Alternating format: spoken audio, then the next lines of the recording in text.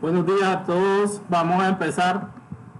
Recuerden que estamos con la primera unidad que nos habla sobre los antecedentes de el sistema financiero, el sistema bancario en Nicaragua, digamos cómo empezó, cómo fue transformándose durante las diferentes décadas, desde su inicio hasta la actualidad. Eso era lo que tratábamos anteriormente, un poquito en la parte presencial, y por eso les decía que esta parte va a ser teórica. Y ya después vamos a ir anexando, ir hablando con ejemplos, lo que se refiere a las operaciones que hace un banco.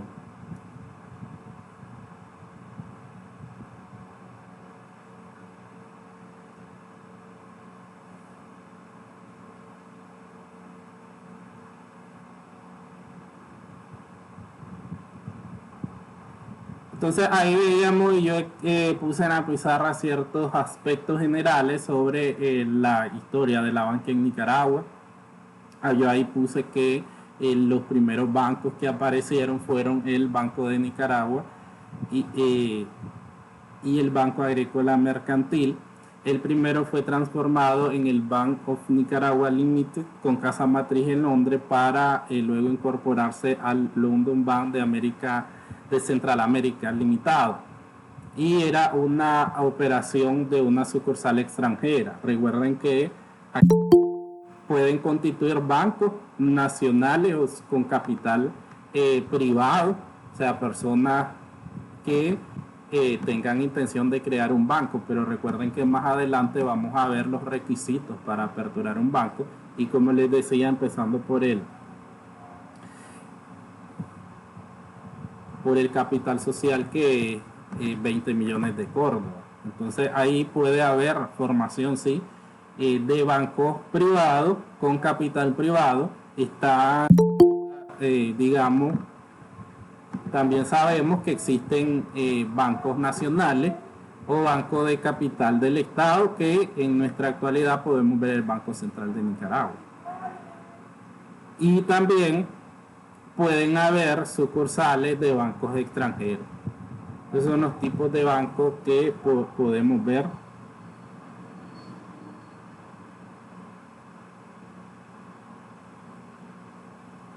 En nuestro país.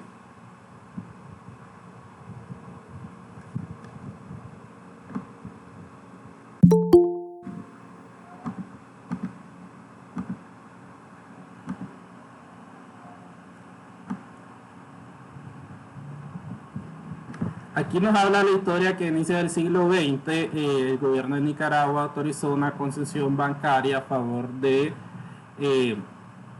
los banqueros Brown Brothers y Company de Nueva York, por lo cual se constituiría una corporación bancaria con participación accionaria, tanto de nacional del Estado como de banqueros norteamericanos, la que funcionaría bajo la ley de Estados Unidos.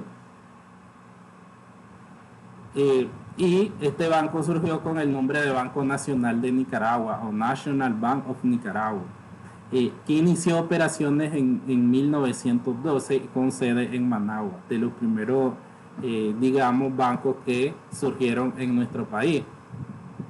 Sí, y vemos que tenía capital nacional y capital extranjero.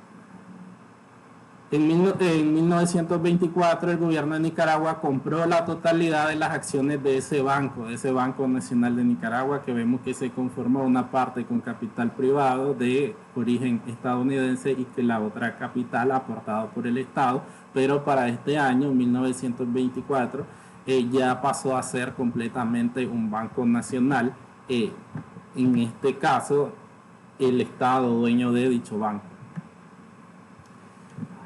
En 1940, por medio de la ley, por medio de un decreto de ley, el Banco Nacional fue completamente nacionalizado, es decir, pasó a ser patrimonio de la República de Nicaragua como un ente autónomo de dominio comercial del Estado, con una junta directiva compuesta por nicaragüenses residentes en Nicaragua. el Banco Nacional de Nicaragua tenía funciones de Banco Central, de Banco Comercial, de Banco Agrícola y Banco de Comercio Exterior, es decir, hacía toda la función. Recuerde que si hoy en día existe el Banco Central de Nicaragua, que conocemos, entonces el Banco Central es más que rige las políticas macroeconómicas del Estado y que tiene que ver con la función o la circulación del billete de nuestro país, que es el Córdoba, y asimismo tiene que ver con las reservas internacionales o las reservas del Estado. Eso significa que la cantidad que tenés en dinero, en billetes circulando, esa misma cantidad tenés que tener en reserva. O sea, no es como que nosotros pensemos. No hay dinero, el gobierno puede emitir y emitir billetes, eso no se puede hacer en la realidad. O sea, la cantidad que existe en circulación debe de estar amparada por las reservas en oro. Entonces, este Banco Central, como dice acá, este primero que aparece o surge, tiene muchas funciones. Una de Banco Central, que es la que les estaba mencionando, pero también tiene actividades de banco comercial. Y en los bancos comerciales, lo que vamos a ver más adelante, qué operaciones tiene un banco, como las operaciones activas, que tienen que ver con los préstamos. O sea, la función de los bancos es hacer préstamos a personas naturales y personas jurídicas que necesiten fondos. Y ahí vamos a ver los diferentes préstamos que puede tener un banco, como les hablaba la otra vez así rápidamente, de los créditos corrientes, préstamo prorrogado, préstamo vencido, préstamo en cobro judicial. Entonces, los diferentes tipos de préstamos que tiene en su cartera el banco. Y también tiene dividido esa cartera de créditos corrientes. Entonces hay préstamos individuales, préstamos hipotecarios, préstamos sobre vivienda, préstamos para uso personal. Para diferentes actividades, los bancos otorgan préstamos, como decía, a una persona natural, Juan Pérez, a una persona jurídica, llámese una empresa X. Porque ya sabemos que una buena parte de sus ingresos del banco va a estar constituido, yo les decía, por los intereses que cobran de esos préstamos. Asimismo, vamos a ver las operaciones pasivas que tienen que ver con la captación de recursos del público, que son los depósitos corrientes, depósitos de ahorro y depósitos a la vista que tenga de personas naturales, llámese una persona Juan Pérez o de una empresa. Esas son las actividades que va a realizar comúnmente un banco comercial. Banco agrícola, que tiene que ver un banco destinado meramente a la actividad agropecuaria de nuestro país, que nosotros somos un país completo, digamos que nuestro mayor fuerte ahí está en la agricultura. Entonces, digamos, este banco atendía a todo este sector que es muy grande en nuestro país por la actividad que tenemos. Banco de Comercio Exterior, que tiene que ver con actividades que vos podés hacer alguna inversión en el exterior y tener algunos negocios, algunas inversiones fuera del país, y igual lo haces por medio de la banca, porque los bancos van a ver más adelante que tienen bancos corresponsales o bancos aliados estratégicamente con los que trabajan. Cuando ustedes vean lo que son las transferencias internacionales, entonces ustedes van a ver que hay unos bancos puentes en otro país por medio de los cuales se hace este tipo de transacciones. Entonces, por lo general, hoy en día hablamos de negocios internacionales porque vos podés comprar en otro país, importar, o vos podés vender en otro país, que eso se llama exportar mercadería. Entonces estamos hablando de comercio internacional y los bancos van a tener esos aliados, esas alianzas que hagan con otros bancos para poder, esto se hace en función de minimizar los costos que incluye, por ejemplo, una transferencia bancaria, que les decía que si ustedes tenían una cuenta de ahorro, ustedes van a ver que nosotros tenemos un costo por una transferencia aquí mismo en el país cuando la haces de un banco a otro banco, pero que si nosotros analizamos esas comisiones que se gana el banco, aquí nos vamos a poner siempre que nosotros somos el banco. Entonces eso es un ingreso del banco, esas comisiones que le está cobrando a las empresas. Entonces, pero no es muy alto. En el caso de transferencias internacionales, ahí sí es alto porque, por ejemplo, yo cuando hacía transferencias donde trabajaba de Europa, entonces me cobraban hasta $100, dependiendo. Y ahí yo tenía que usar un banco corresponsal, que es esto que les estoy hablando, sobre, digamos, transferencias internacionales o actividades o operaciones internacionales que hace un banco. Entonces ahí se ve cuando uno hace una transferencia internacional que ese dinero pasa primero por un banco y después llega a otro banco. Hay como un banco intermediario que por lo general en este caso son los bancos estadounidenses los que cumplen esas funciones como intermediarios en transferencias internacionales. Entonces este banco que apareció por primera vez durante esta década hacía todas estas funciones. Como es un solo banco, entonces hace las funciones de un banco central, que es un banco estatal, como el que hoy vemos en nuestros días, que es el Banco Central de Nicaragua, pero hacía todas las funciones que hacen todos los bancos, él las hacía. A la par de este banco dice que operaban dos, que son el Banco de Londres y América del Sur y Banco Caleb Dagnall, ambos de capital extranjero.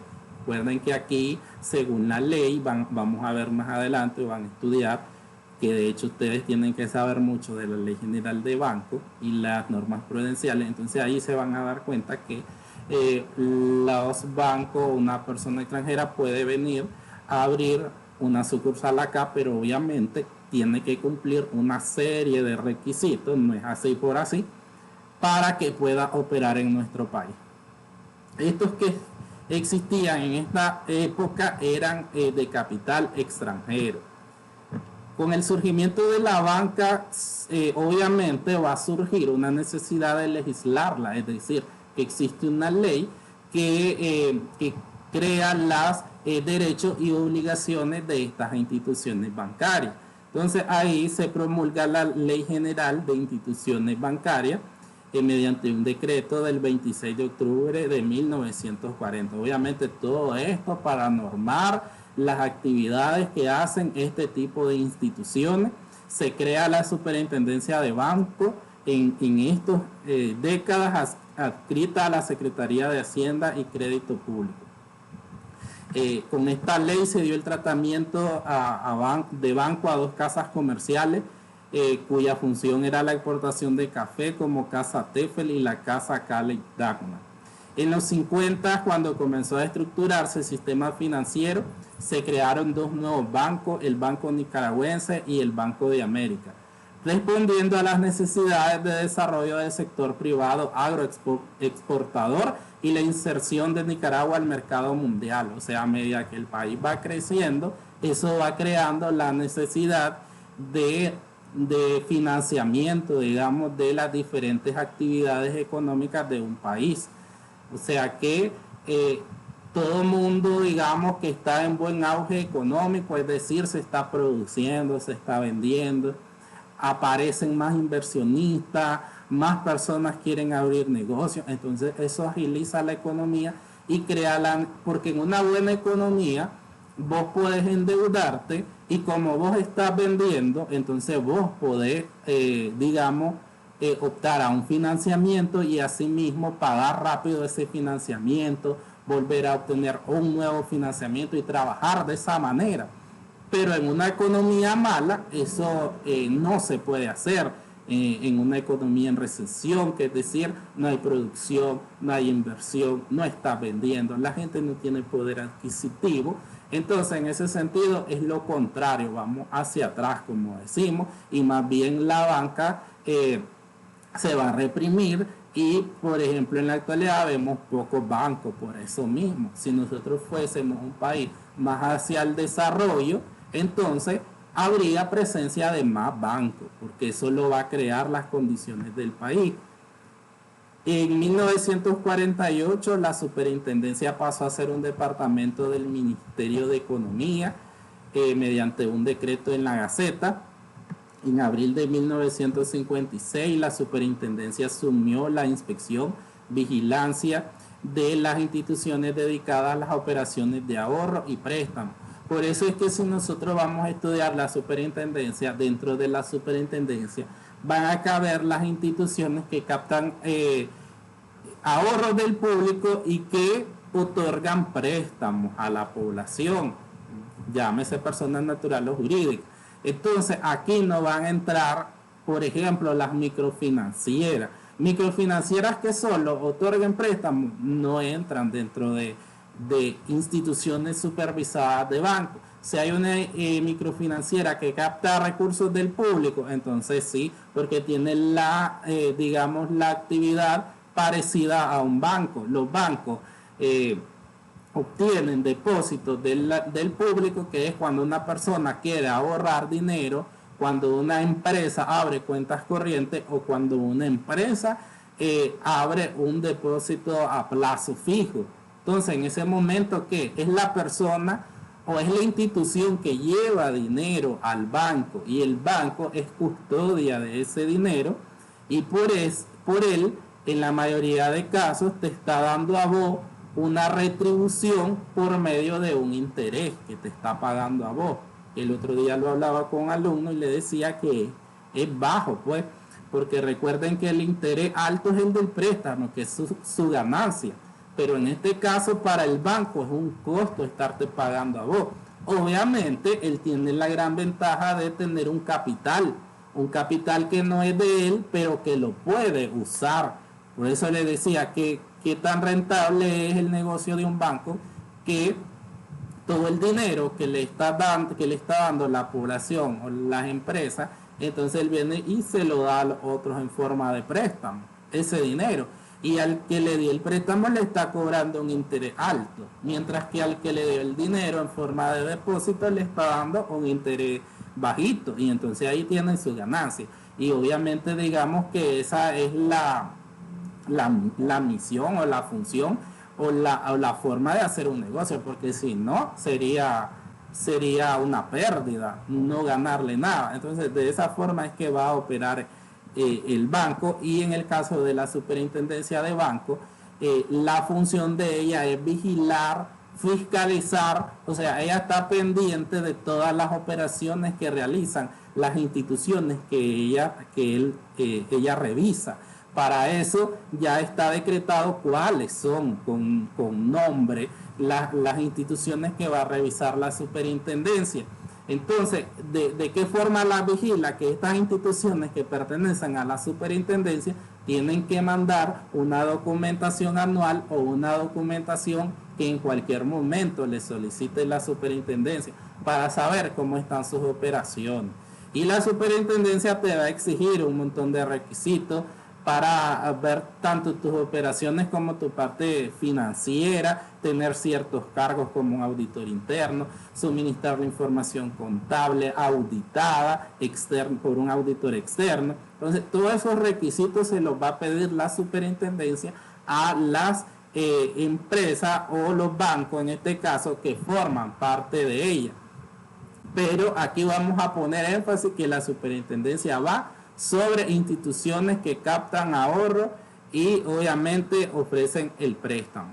Ofrecen préstamo, porque ya decíamos al inicio, hay en las carteras de préstamo hay una variada clasificación, préstamo para vivienda, préstamo personales, préstamo para negocio, o sea, un montón de préstamos hipotecarios. Ahí la cartera está dividida en muchos tipos de préstamos según el uso que se le va a dar al mismo. Y en base a eso también se va a pedir la garantía bancaria. En 1957 la superintendencia pasó a ser superintendencia de banco y de otras instituciones financieras, porque recuerden que también aquí podemos encontrar algunas financieras que capten recursos del público, no solo los bancos. Entonces hay un tipo de microfinanciera, digamos, que va creciendo, se va fortaleciendo y entonces en cierto momento ya puede hacer actividades como captar recursos. Entonces ahí ya va como en mira casi a convertirse a un banco. Entonces en ese momento ya pasan a ser supervisadas por la Superintendencia de Bancos, y por eso hoy el nombre es así como está aquí desde esta década, que se llama Superintendencia de Bancos y de otras instituciones financieras. Como también las operaciones de seguro, que las operaciones de seguro, recuerden que los bancos también, cada banco tiene su aseguradora, pero también ahí está la parte estatal con INICER, que es la compañía de seguros de Nicaragua. Entonces, igual la parte de seguro la va a supervisar la Superintendencia de Bancos. A partir de 1960, la Superintendencia de Bancos, otras instituciones que ahí están las siglas, como se llama hoy en día, SIBOIF, que son las iniciales. Pasó a ser un departamento del Banco Central conforme la ley orgánica del Banco Central. Acordémonos que el Banco Central es el banco estatal, que él tiene más, lo que les decía, son funciones macroeconómicas, que, digamos, prestar, porque esas ya son funciones de los bancos comerciales en el caso de préstamos y los ahorros del público. Entonces ya el Banco Central tiene funciones más macroeconómicas que tienen que ver con la cantidad de circulación de billetes y monedas, y con algunas eventualidades que vamos a ver en la crisis financiera, que tiene que ver con asumir responsabilidades en cuanto a la quiebra de los bancos o en cuanto a las instituciones financieras del país.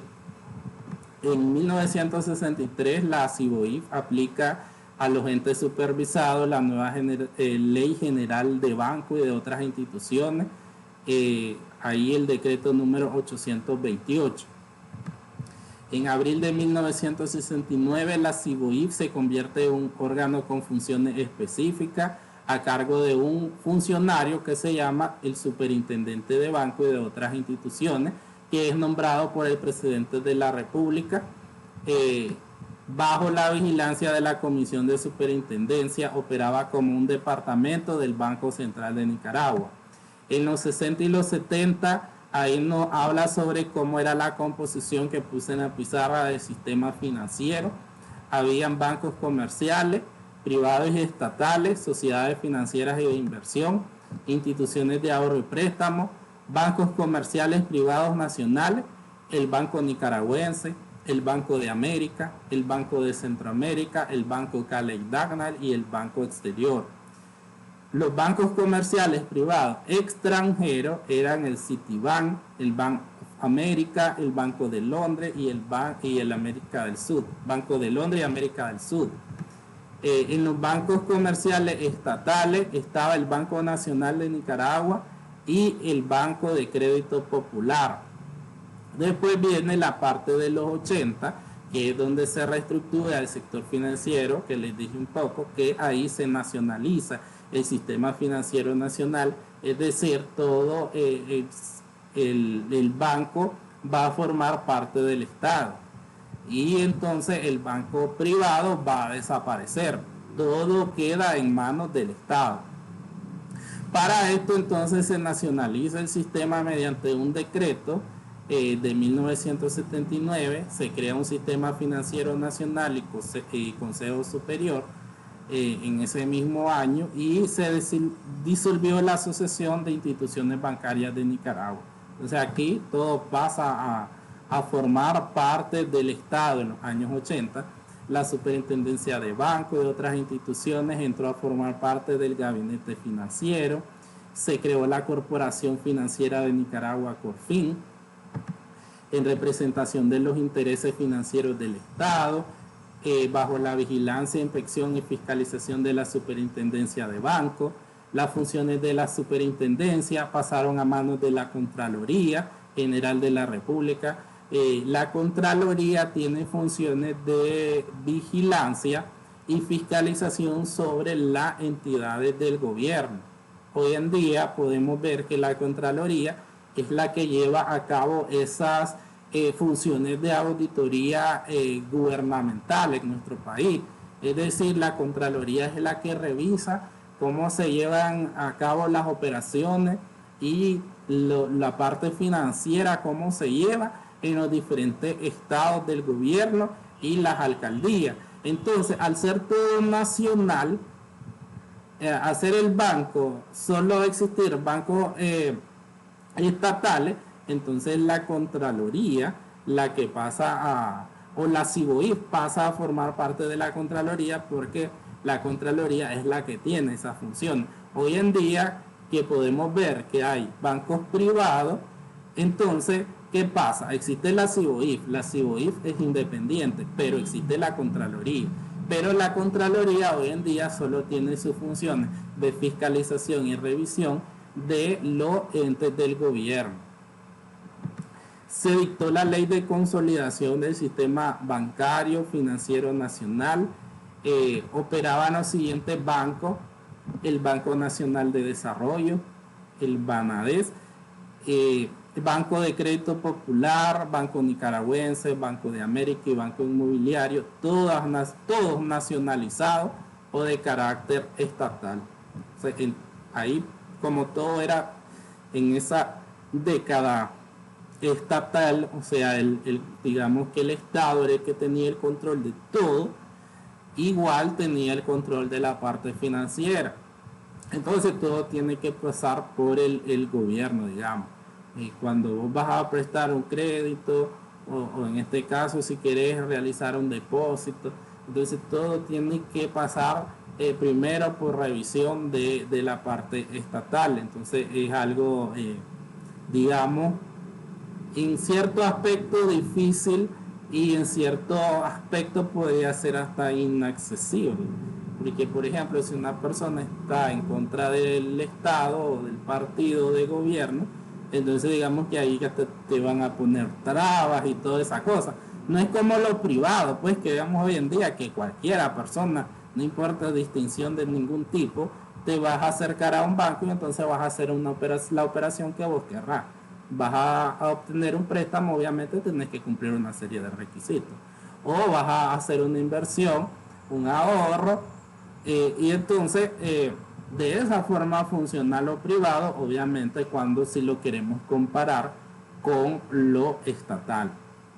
Ya después, en 1990, con el cambio de gobierno, entonces viene otra vez la etapa de desnacionalizar para volver a crear los bancos privados, otra vez volver hacia atrás, digamos.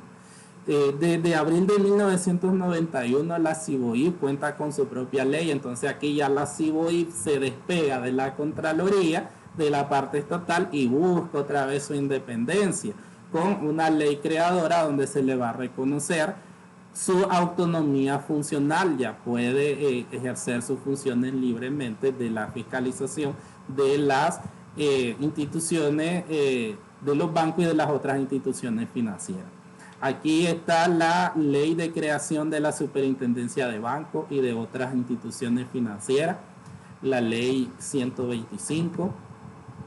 Vuelve a asumir la superintendencia las funciones que tenía y como decía, se separa ya de la Contraloría General, porque ya no es una institución estatal, sino que ya es una institución autónoma.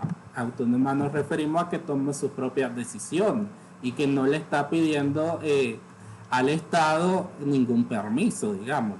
En 1995 se reforma la Constitución Política, que era la que estaba con el gobierno sandinista en 1987.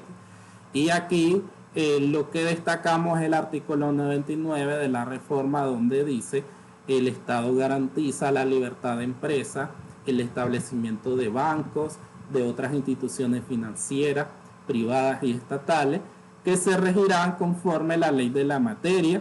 Las actividades de comercio exterior, seguros, reaseguros, estatales y privadas serán reguladas por la ley. Entonces aquí ya la Constitución nos abre que hay libertad.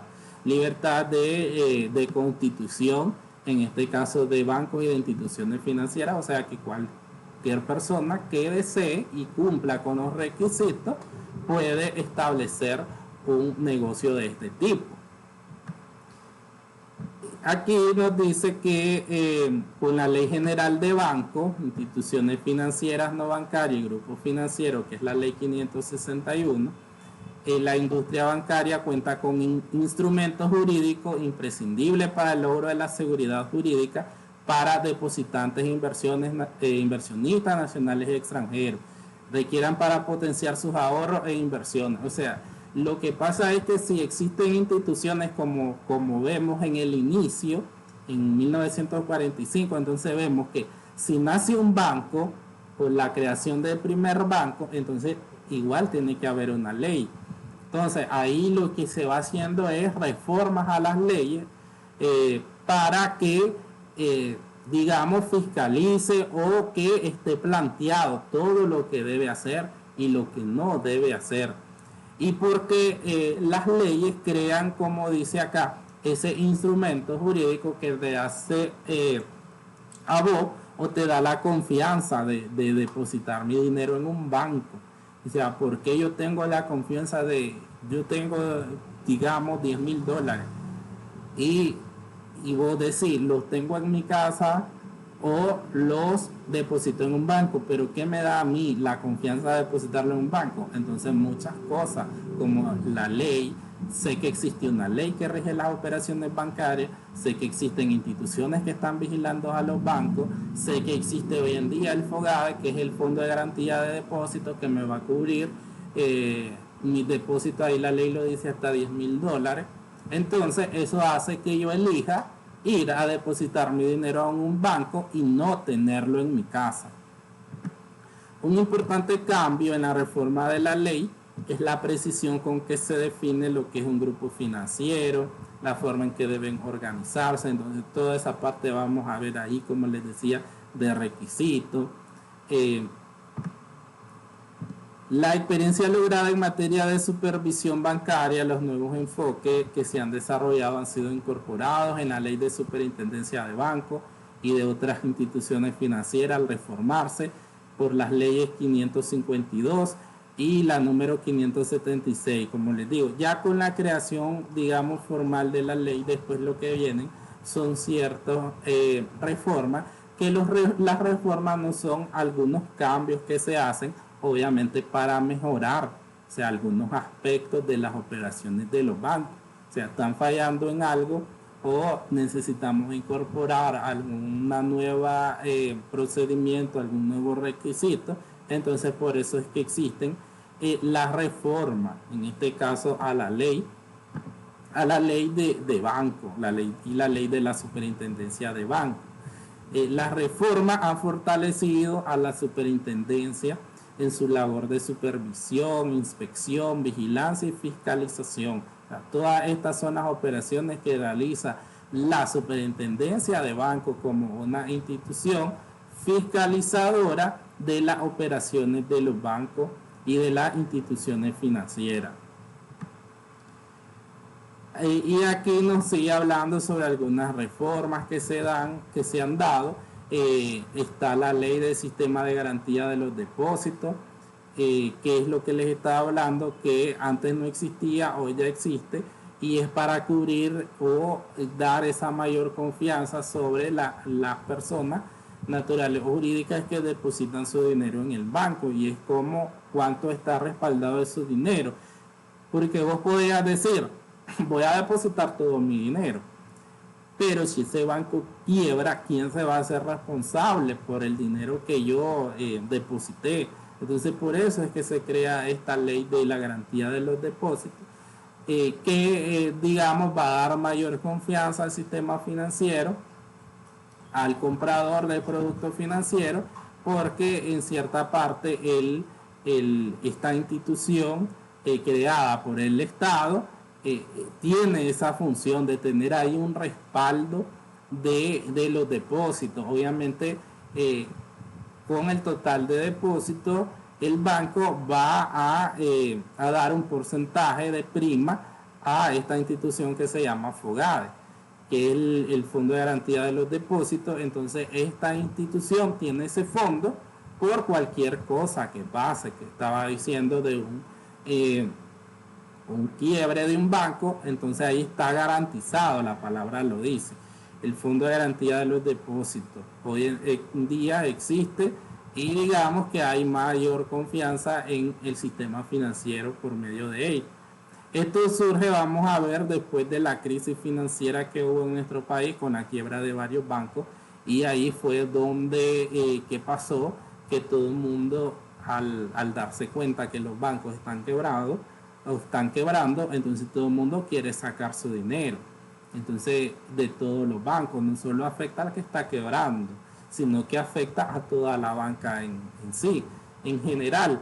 Entonces, por eso es que nace este fondo de garantía de los depósitos, para que, digamos, que la persona no tenga esa desconfianza de que el banco puede pasar por mucho déficit financiero y que va a pasar con el dinero que yo invertí. O sea, me convenía mejor o me conviene tener mejor mi dinero en mi casa, o como le decía a un alumno el sábado pasado, o invertirlo en un negocio, pero el invertirlo en un negocio, ya sabemos que ahí llevamos el 100% de riesgo de que la inversión podemos perderla completamente. Entonces, por eso es que muchas veces no nos vamos a atrever a poner un negocio o invertir en eso. Y una forma, digamos, menos arriesgada es meterlos al banco. O sea, pero en el banco nosotros tenemos que tener la garantía de que ese dinero está ahí, no va a ser, no lo vamos a perder. La modernización de las leyes ha proporcionado que la labor actual de la supervisión in situ y extra situ, sea adentro y afuera de los bancos o de las instituciones financieras, mediante una metodología de supervisión basada en riesgo. Tiene su nombre Camels Picor. Esta metodología incorpora las recomendaciones del Comité de Basilea en materia de supervisión bancaria. Su objetivo es determinar la verdadera calidad financiera, el nivel de riesgo de las entidades financieras reguladas. La lista de instituciones supervisadas por la CIBOIF, aquí podemos ver, igualmente si ustedes entran en la página, podemos ver las instituciones que actualmente está supervisando la CIBOIF. En materia de banco, actualmente está el Banco Atlántida, el Banco Avance, el BAC, el Banco de América Central, el Banco de Finanzas BDF, el Banco de la Producción, el Banco Ficosa y la FICE Bancentro. Y las financieras que supervisa son FAMA y FDL. Recuerden que aquí decíamos que las instituciones de microfinancieras que van a ser supervisadas por la CIBOIF son aquellas que van a tener, digamos, dentro de sus funciones la captación de recursos. Porque si no, entonces las microfinancieras que solo otorgan préstamos, entonces ahí van a estar regidas o supervisadas por otras instituciones como la CONAMI o ASOMI. Entonces son ya otro tipo de instituciones que supervise a este tipo de instituciones financieras. Consultas de esta parte, alumnos.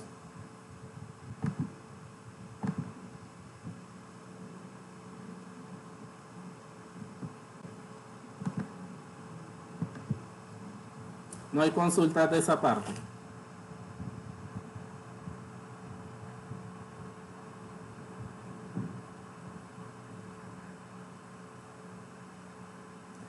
Con esta primera parte, recuerden que necesitamos acumular puntos para el primer parcial. Este primer material que está en la semana pasada, entonces con esto ustedes van a hacer un mapa mental, porque recuerden que les decía que esta primera parte es teórica y debemos de buscar una forma de acumular, pues, de realizar un examen, evaluación. Entonces, con el primer material yo voy a subir una tarea de elaborar un mapa mental con esta información. Después tenemos otro material correspondiente a esta semana y nos habla sobre la crisis financiera en el año 2000, que ha sido una de las partes, digamos, más caóticas en relación a la actividad bancaria en nuestro país, que fue un declive, o sea que fue algo trascendental en nuestro país y tiene que ver con la quiebra de varios bancos y con lo que les hablaba sobre la crisis que tiene que ver con la desconfianza del público ante las instituciones bancarias. Entonces, ¿cómo se va a crear otra vez esa confianza o se va a generar esa confianza tanto en los depositantes como en las personas con necesidades de financiamiento? Aquí nos dice que en la década de 1980 la crisis financiera en algunos países de América Latina fue contenida por la presencia del Estado en la banca y por una política de subsidio a la banca comercial. Y es aquí donde entra el Banco Central, porque digamos que tiene que intervenir de alguna forma en la quiebra de un banco. Entonces ahí la quiebra de un banco va a afectarnos a todos como país. Y entonces el banco central o el Estado tiene que buscar una solución para este tipo de eventualidades. En Nicaragua, al igual que otros países, sufrió los embates de inestabilidad financiera en el año 2000, cierra como un año de turbulencias. 3 entidades bancarias registraron graves problemas, que son el Banco de Crédito Popular, el Interbank y el Bancafé o Banco del Café, como le llamábamos, que fueron absorbidas por 2 bancos, que es el Banco de la Producción y el Banco de Finanzas, el BF. El cierre del Banco de Crédito Popular en enero de ese año, la quiebra del Banco Intercontinental, que era el Interbank, en agosto, y que fue absorbido, comprado por el BANPRO, el Banco de la Producción, y la quiebra del Banco del Café o Bancafé en octubre de ese mismo año, que fue comprado por el Banco de Finanzas o BDF, y la fuga masiva de depósitos del Banco Nicaragüense de Industria y Comercio, asociada con rumores financieros sobre su situación financiera. Entonces ahí es, o sea, lo que les decía a las personas, ¿qué respaldo tengo yo en mis inversiones o en mi dinero depositado en el banco? Entonces aquí, al haber tantos bancos cerrados en el mismo año, eso creó que todo el mundo sacara el dinero de los bancos donde tenía sus depósitos, sus ahorros. Para rescatar esto, tuvo que asistir financieramente el Banco Central y atender estos problemas con los bancos compradores de los bancos quebrados. O sea, tiene que irte a la par de que existe un banco que quiera comprar el banco quebrado para asumir, digamos, la cartera de crédito de esos bancos. Al 31 de diciembre del 2020, esta asistencia financiera fue de 139 millones de dólares y se cayeron las reservas internacionales 116 millones de dólares. Recuerden que lo que les dije es que el Banco Central tiene funciones macroeconómicas que tienen que ver con la circulación de billetes y monedas en el país, y que la cantidad de dinero circulante tiene que estar en reservas internacionales, y por eso es que no podemos, o un país no puede ponerse a imprimir billetes a lo loco. O sea, porque debes de tener tu respaldo en reserva. Al 31 de marzo del 2000, en Nicaragua funcionaban 7 bancos, todos privados. Solo uno de ellos, el Banco Nicaragüense de Industria y Comercio, el BANIC, era de propiedad mixta, o sea, de capital privado y capital estatal. El Estado tenía el 35% de las acciones. Aquí podemos ver los bancos privados para esa década del 2000, el inicio. Tenemos el Banco Nicaragüense de Industria y Comercio, BANIC, y ahí está la fecha de apertura, el presidente, el Banco de la Producción, BANPRO, de Ramiro Ortiz, el Banco de Crédito Centroamericano de Roberto Zamora, el Banco de América Central de Carlos Pela, el BAC, el Banco de Finanzas de William Graham, el BDF, el Banco de la Exportación Banexpo de Ernesto Fernández y el Banco Caley Dagnall de Leonardo Somarriba, como presidente de esas instituciones financieras. Al 31 de marzo de esta década, la banca privada se caracterizaba por tener en activo 1.809 millones, depósitos en moneda local y extranjera 1.464 millones, el 68% era en dólares, siendo el 58% del PIB, del Producto Interno Bruto.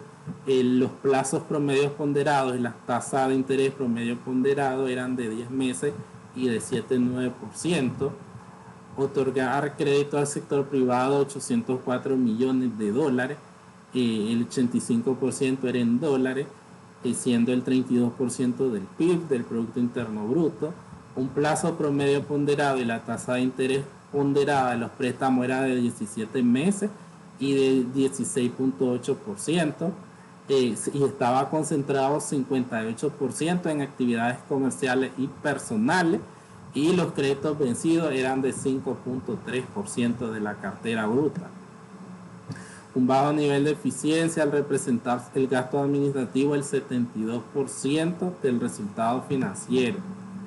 El Banco Mercantil tuvo el privilegio de haber sido el primer banco privado en abrir las puertas en 1991. Recordemos que en los 80 nacionalizado y en el 90 se vuelve a aperturar lo que es la banca privada, pero dice que acá hasta febrero del 2001 que quebró el Banco Mercantil, y para evitar el deterioro de la confianza del público se ensayó un mecanismo de venta de bancos en problemas a los bancos con mayor solidez. Cabe mencionar que el BAMER fue comprado por el Bancentro, o sea, de una forma de estabilizar y no crear esa crisis y esa desconfianza en la población. Entonces se busca esta forma de enmendar lo que es un banco absorba al otro o compre al otro. Y ante esta crisis, el país obtiene un préstamo por 26,1 millones de dólares por parte del Fondo Monetario Internacional, que es el FMI, para hacer frente a la crisis, porque de cierta forma que nos dice que el Estado apoya al banco que va a cobrar al que está en problema, entonces otorgando dinero. Entonces por eso es que el Estado va a asumir cierta parte de las pérdidas de las quiebras de estos bancos, y por eso es que los efectos los va a digamos afectar a todo el país. El gobierno central se compromete en implementar una serie de medidas en el sistema bancario, muchas de las cuales tienen que ser cumplidas durante el primer trimestre de ese año. ¿Qué condiciones pone el FMI para otorgar esa cantidad de millones de dólares? El fortalecimiento del marco institucional, establecimiento de base legal para reestructurar la banca, mejorar la solvencia y la liquidez de los bancos, solución de manejo y recuperación de bienes de los bancos intervenidos, y robustecimiento de regulaciones y supervisiones prudenciales. Esto es lo que pide el FMI para otorgarle este préstamo millonario al Estado, o sea, que busque cómo fortalecer el marco institucional o las leyes que rigen las operaciones, y obviamente que se fortalezcan las instituciones bancarias. Se aprobó a finales del 2001 un nuevo código penal y un código procesal para incluir delitos financieros que no contemplaba el anterior código. Entonces esto tiene que ver con delitos que van a venir a restringir, digamos, no cometer desfalco, o esto tiene que ver con el lavado de dinero. Entonces aquí se crea este marco de ley en base al Código Penal para crear delitos y que obviamente las personas no cometan ningún tipo de estos delitos, que tienen que ver meramente con la actividad financiera. Recuerden que hoy en día existe hasta cárcel para un contador, o sea, porque los contadores igual se trabaja con dinero. El análisis de la quiebra bancaria, podemos ver que desde el 96 hasta el 2001 el sistema financiero nacional sufrió la peor sacudida de la historia, con 6 bancos privados y 2 bancos estatales cerrados. dejó considerables pérdidas al Estado porque estaba diciéndoles que el Estado asume gran parte de las pérdidas de esta quiebra de estos bancos. Los costos de cierre del Banco del Sur, el Interbank, el Bancafé, el BANEC y el BAM.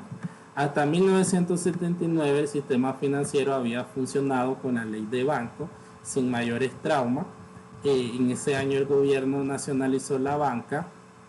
Funcionó hasta 1991 cuando abre el primer banco privado, que es lo que mirábamos anteriormente en los antecedentes de la banca. Los procesos de intervención y liquidación y subasta de los bancos cerrados no estuvo exenta de conflictos e irregularidades, que los daños que sufrió el Estado nicaragüense tuvo que salir al rescate de los ahorrantes, porque obviamente hacia el público quién podría darte a vos la garantía de tu dinero. Entonces hasta ese momento, cuando se da las quiebras de los bancos, no existía el FOGADE. Entonces fue el Estado que salió en rescate de cubrir la cierta parte o en algunos casos la totalidad de la parte del dinero de los ahorrantes. Ya que hasta el año 2000, como dice aquí, no existía el Fondo de Garantía de los Depósitos, que es lo que les hablaba anteriormente del FOGADE, que hoy en día existe, y tus ahorros están garantizados hasta $10,000. Ya después de 10,000 ya no cubre el FOGADE. En el 79 ya vimos anteriormente que fue el triunfo de la Revolución Sandinista, y entonces aquí se nacionalizó la banca, o sea, la banca privada pasó a ser nacional. En este caso se crea como parte de una corporación financiera denominada Corfin. Fue derogado esta ley el 8 de marzo de 1992, ya cuando se volvió a dar chance para el nacimiento de los bancos privados. En 1996 se dio el primer cierre de un banco privado, que es el Banco Europeo de Centroamérica, BECA. Habían 11 bancos privados y 3 estatales. Al concluir el 2001 solo habían 6 bancos, todos privados. En el camino quedaron Banco del Sur, Banco Nacional de Desarrollo, el Banco Popular, el Interbank, el Banco del Café, el Banco Mercantil, el Banco Nicaragüense de Industria y Comercio, todos intervenidos por la Superintendencia de Bancos debido a la alta tasa de liquidez que mostraban y que los ponía en una posición en la cual no podrían honrar sus deudas. Los organismos financieros observaban el crecimiento del sistema financiero y mostraron su preocupación, ya que con el BECA afuera quedaban 13 bancos en operación, lo cual era considerado algo demasiado grande para un mercado tan pequeño. Después, en contra del Banco Nacional de Desarrollo, representaba cuantiosas pérdidas para el país por el manejo político al que fue sometido a lo largo de su longeva vida. A él se sumaron el Banco Popular, cerrado por orden de la Superintendencia en 1999, y el Banco Nicaragüense de Industria y Comercio, el BANEC, privado en el 99, intervenido en el 2001. Posteriormente, algunos bancos serían fusionados para reducir el sistema y consolidarlos más. Se dio un proceso de reforma a la legislación bancaria. Los bancos se regían por la ley de banco de otras instituciones de 1963. Y en 1999 la Asamblea aprobó la nueva ley de la Superintendencia de Banco y de otras instituciones financieras. El 28 de septiembre se aprobó la Ley General de Bancos y de otra Ley General de Banco, instituciones financieras, no bancarias y grupos financieros, y la nueva Ley Orgánica del Banco Central. O sea, aquí se crean todas las condiciones por medio de ley para que, digamos, fortalecer lo que es las operaciones bancarias. El nuevo marco legal de la composición del Consejo Directivo de la Superintendencia otorgaba al superintendente mayores facultades autónomas en relación a la fiscalización de los bancos. En 1999 se nombra un nuevo superintendente de banco, que es Noel Sacasa Cruz. con lo cual culminó un periodo de 3 meses en los que la CIBOIP estaba sin autoridad. El caso de este Beca, que es el Banco Europeo, que fue intervenido en 1996, mostraba una fuerte liquidez y se intervino y cerró en 1996. Según reportes de la superintendencia, arrastraba fuertes pérdidas y su posición financiera era insostenible. El 13 de julio del 96, 25 días después, se realizó una reunión de accionistas del Beca y resolvieron, dada la situación del banco, no efectuar ningún aumento de capital, por cuanto no está dispuesto a arriesgar y perder mayores intereses. Le siguió el Banco del Sur, que apenas un año y medio atrás había adquirido el Banco del Campo.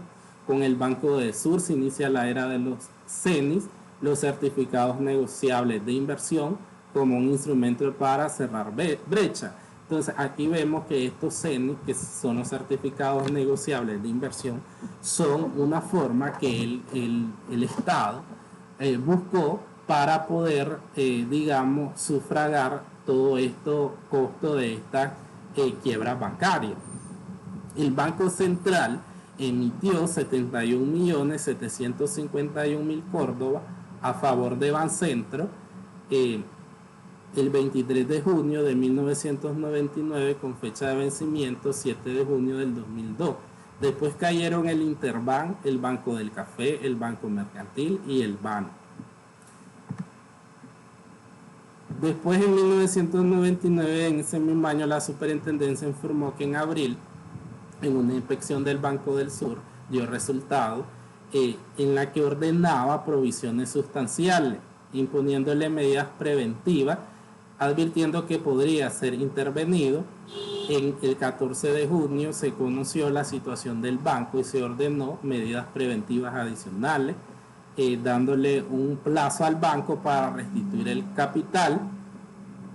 En el 17 de junio de ese año, casi un año después de la intervención del Beca, el Consejo de la CIBOIP presionaba al superintendente para que interviniera el banco, lo que finalmente hizo el 19 de junio de 1999, asegurando que el presidente de la institución, cuya mayoría accionaria de capital guatemalteco, ordenó el traslado ilegal hacia Guatemala de casi $2 millones.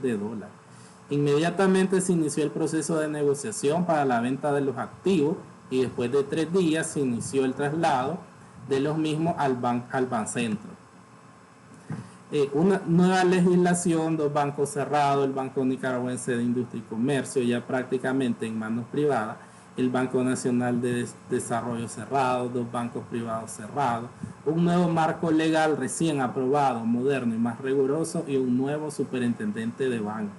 Esa es, digamos, lo que trató de hacer el Estado para ver de qué forma se mermaba todo este impacto sobre la quiebra de los bancos, y es con la creación, mirábamos, de la ley de la superintendencia de bancos y de otras instituciones financieras, la ley del banco, de grupos financieros y entidades financieras, y la ley del Banco Central. O sea, la creación de estas leyes viene a crear un marco legal para fiscalizar o endurecer lo que es el aspecto de la fiscalización de las entidades bancarias y por lo tanto, digamos, sufragar esta quiebra de bancos. En el año 2000 es lo que se da con siempre la existencia de la situación de los bancos, en este caso del Banco del Café. Si no se intervino de inmediato fue porque en principio se consideró que ese banco se podía rescatar, y por eso la superintendencia de banco decidió poner un plan de normalización de 90 días y un nuevo gerente del banco. En abril se vieron resultados según la CIBOIP, pero eran insuficientes. Posteriormente, con el análisis de la cartera, salieron problemas adicionales de concentración de créditos en un grupo o 2 grupos. En este caso, en el grupo Centeno Consagro, que era el 113% del capital. El 2 de agosto la CIBOI comenzó a apretar tuerca, ordenó al Bancafé provisiones por 126.3 millones de Córdoba, y que ya el banco estaba en un incumplimiento de la norma de adecuación de capital, y así le dio un plazo para poder adecuar su capital. El banco fue intervenido el 17 de noviembre de ese año. El Banco Intercontinental, la CIBOIF no tuvo muchas contemplaciones porque obviamente ya había pasado el caso del Banco del Café, entonces ya no podía darle largas a la situación buscando cómo mejorarlo, sino que aquí actuó más rápido. Le ordenó una provisión de 380 millones de Córdoba mientras durara el acto de la intervención. El 7 de agosto se envió comunicación al procurador, en ese entonces Julio Centeno Gómez, sobre los hechos irregulares. Informado el superintendente Noel Sacasen, y agregaban que la situación se tornaba en un problema del Estado que ameritaba la intervención de la Procuraduría General. Entre enero y marzo la superintendencia realizó inspecciones dentro del Interbank y según el informe no señaló ninguna necesidad de provisiones ni de otras causas de preocupación, pero en abril la CIBOIF detectó en otra inspección dentro del banco que comenzaba a tener problemas de liquidez. Se le aplicaba una multa ese mismo mes. La CIBOIF detectó problemas en el Bancafé por la cartera de este grupo Centeno Roque o Roque Consagro. Se encontró anomalías de ese mismo grupo en el Interbank, o sea, el mismo grupo Centeno Roque, los famosos Centeno Roque, digamos que podemos deducir que provocaron la quiebra en los dos bancos, tanto en el Bancafé o Banco del Café como en el Interbank. Incluía fuertes desembolsos por un monto de 138 millones de Córdoba para empresas vinculadas a ese grupo. Y en agosto, directivos del Interbank se presentaron a la CIBOIF para denunciar una serie de irregularidades relacionadas con este grupo. Aquí podemos ver un poco sobre la crisis financiera que hubo durante los años 2000 con la quiebra de varios bancos, y después vemos cómo se da la creación del marco regulatorio que podemos ver hoy en día que existe actualmente sobre las leyes creadas para la regulación de las actividades o de las operaciones de las entidades bancarias, que viene a fortalecer el funcionamiento de dichas instituciones. Aquí siempre estamos viendo una parte de la historia que debemos de comprender para saber o sea, cómo está actualmente estructurada el sistema financiero producto de lo que se dio anteriormente en nuestro país. Aquí, como les decía, siempre en función de que vamos a ir acumulando puntos, necesitamos acumular. Voy a dejar dos tareas. La primera tarea que dije anteriormente es sobre la elaboración de un mapa mental sobre el primer material de la evolución del sistema financiero, y sobre la segunda tarea voy a dejar que hagan una pequeña investigación o un ensayo, como ustedes quieran, acerca de los CENIC, los certificados negociables de inversión. Entonces ahí ustedes en esa pequeña investigación hacen un ensayo acerca de qué son estos certificados, para qué se ocuparon, qué implicaciones tienen hoy en día, y por qué se crearon, cuál fue el objeto de haber creado estos certificados negociables de inversión. Entonces un poco de la historia de los CENI es lo que ustedes van a hacer en una segunda tarea. Entonces van a quedar dos tareas. La primera es elaborar un mapa mental acerca de la evolución del sistema financiero con el primer material, y la segunda, elaborar un ensayo, una pequeña investigación sobre los certificados negociables de inversión o famosos CENIs. Esas son las dos tareas que voy a habilitar para el día viernes, para el próximo viernes su entrega. ¿Consultas?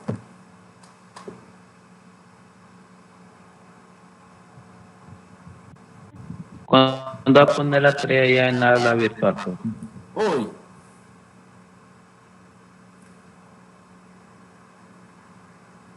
Ok. Hoy la voy a subir.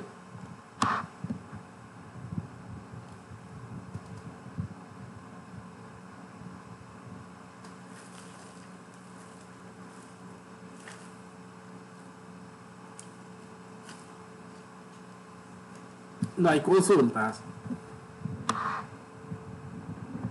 Voy a pasar asistencia. Erika Vanessa. Presente. Angel Ezequiel. Presente. Mario José. Presente. Dimas Evelyn.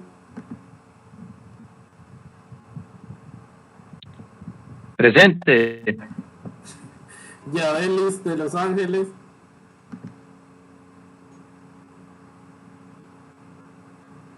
Harold Santiago. Indira Zuleini. Presente. Lauren Antonella. Blanca Rosa. Presente. Diana Carolina. Presente. Yuleisi Jimena. Presente. Priscila Auxiliadora. Presente. Marale Isabel. Presente, profe. Carlos Manuel. Presente. Freddy Fernando. Tatiana de Los Ángeles. Presente, profe. Evelyn Nazaret. Presente. María Fernanda. Presente. Natalie Marcela. Presente. Llame a todos ya.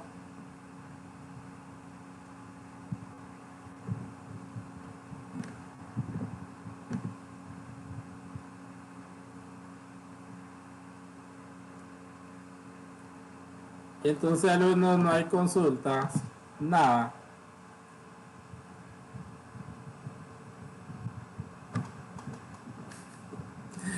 No, profe. Hasta ahí vamos a llegar por hoy. Nos vemos el sábado. Voy a subir las tareas hoy, recuerden, voy a habilitarlas hoy para el viernes, para entrega hasta el viernes. Profe, entonces el otro sábado va a ser presencial. Sí, es que así vamos, uno virtual, uno presencial, uno virtual, uno presencial. Ok. Sí. Uno y uno. Entonces, hasta ahí llegamos. Buenas tardes a todos. Nos vemos el sábado. Gracias, profe, que pase buen día. Buen día. Buenas tardes, profe.